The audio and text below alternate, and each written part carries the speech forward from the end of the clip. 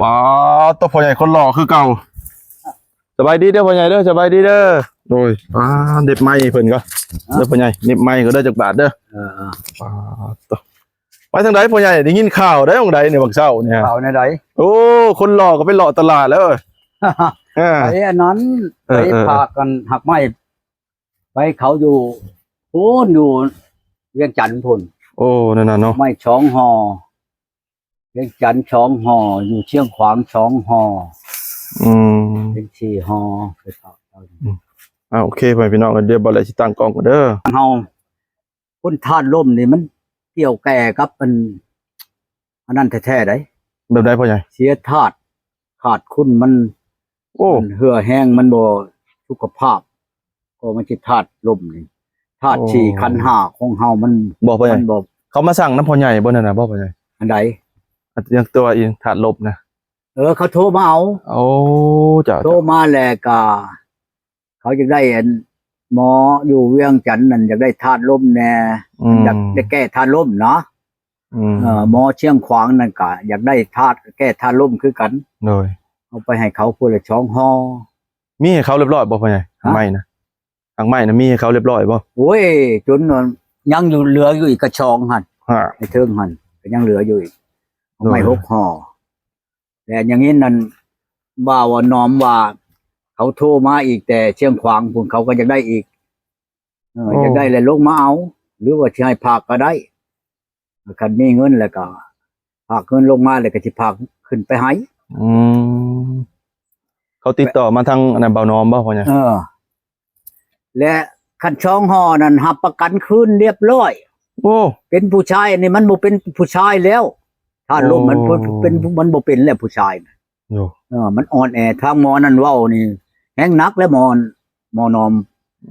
โทรมาน่ะว่า2 ปีแล้วว่าจะโทร2 ปีแล้วมันบ่พ่อใหญ่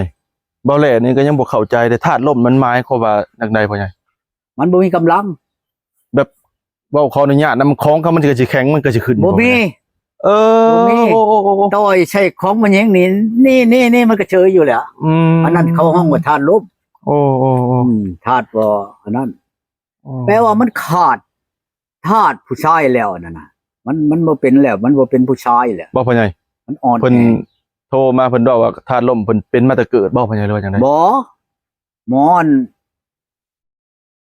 อผู้ที่1อยู่เชียงขวางนั่นหาก็เป็นได้นี่นะวังเดือน11 12นี่นะเมียก็มีนี่เมียก็โยเว้าขออนุญาตนำเราว่าเมียก็จนว่าบ่อยากอยู่อยากพบอยากไปนี่แล้วคันเว้าแล้วเขาก็มีธาตุลมนี่ก็จนอยากพบอยากไปบ่พ่อใหญ่มันก็มีตัณหาตามืดคือกันมันยิงก็ดีบ่แม่นมันสิบ่มีแม่นแล้วพ่อมันยิงนี่ก็ปัญหาได้คันว่าหุ้นแฮงหลายก็ปบ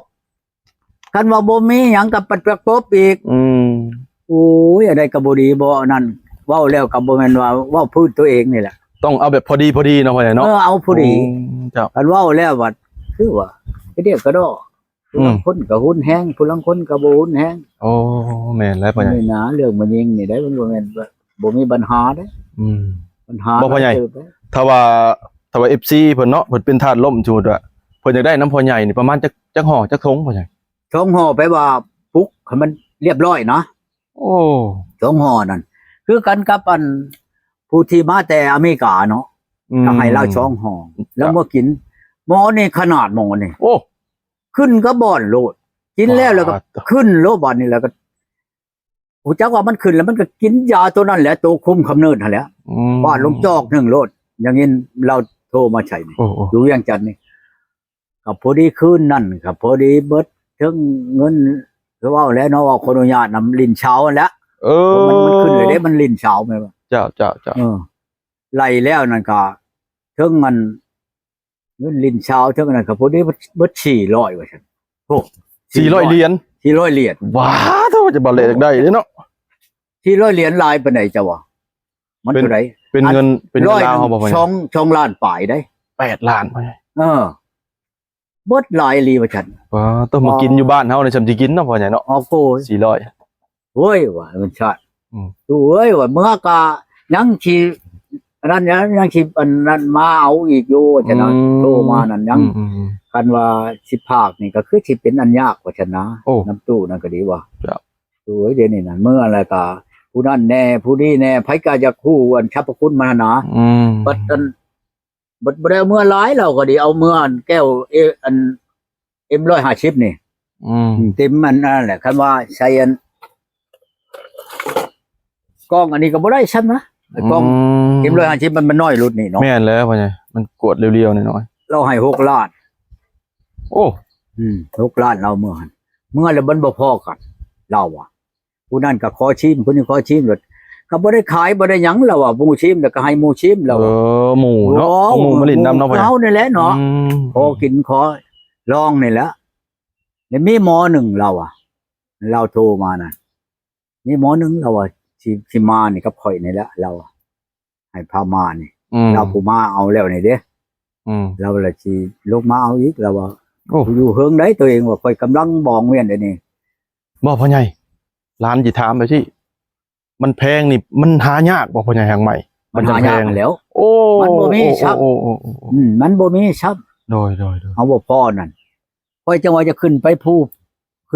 ไปผานั่นอยากไปหาหางไม้นี่แหละแต่ว่าอย่างนี้นั่นหมู่ว่าเท่านั้นอยู่บ้านนั้นบางข่อยอยากไปเล่นน้ำเล้าอยู่เท่าผายอยู่อัน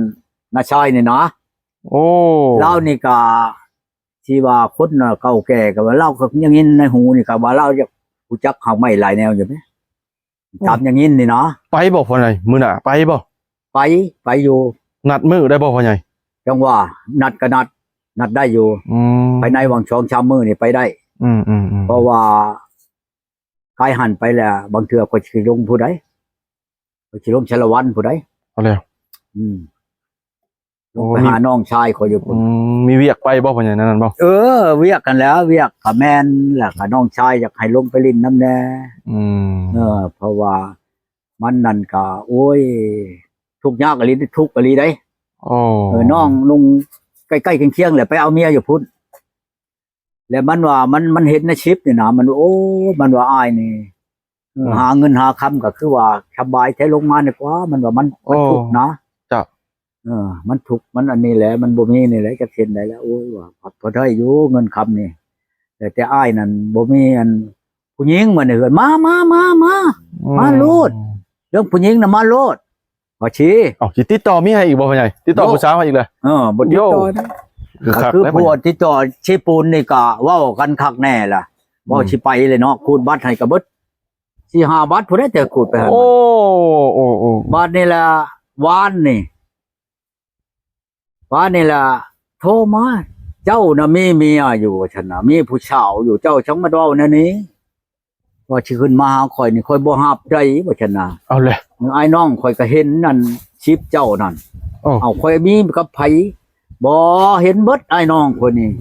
เจ้าน่ะกับอันชาวชั้นนั่นว่ะเอาแล้วข่อยว่าจังมันเว้าแนวนี้ข่อยเลยลิ้นกินสิบ่พ่อใหญ่ลงเพิ่นเว้าแนวใดก็ว่าพ่อใหญ่นี่มีเมียมีสาวชั้นอยู่แล้วนั่นน่ะบ่แม่นบ่ทันได้เอาหักแต่ว่าชาวชั้นรับประกันเนี่ยนะเขาเห็นชิปชาวชั้นนี่สาวชั้นนี่มักเจ้านั่นบ่แม่นข่อยมักชาวชั้นบ่ทันตกลงกับข่อยบ่แม่นว่าชาวชั้นมักข่อยดอกข่อยนี่มักชาวชั้นแหละบัดนี้ล่ะชาวชั้นนั่นบ่ยังบ่ตกลงปรงใจบ่ทันตกลง